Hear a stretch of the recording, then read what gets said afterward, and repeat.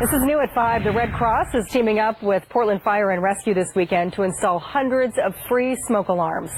It's part of a nationwide fire safety campaign to hand out, 100,000 alarms over the course of 2 weeks. The Red Cross says that 7 people die in house fires every day. Most of those deaths happen in homes without working smoke alarms. People we talked to today say that they appreciate their service. It's been a long time since I had new ones, and I definitely needed them. It means everything. I mean, it's a lifesaver, and I really, really do appreciate it because I was concerned about my fire detectors, so I really do appreciate it. In addition to the smoke alarm installations, Portland firefighters also shared some information on how to keep your home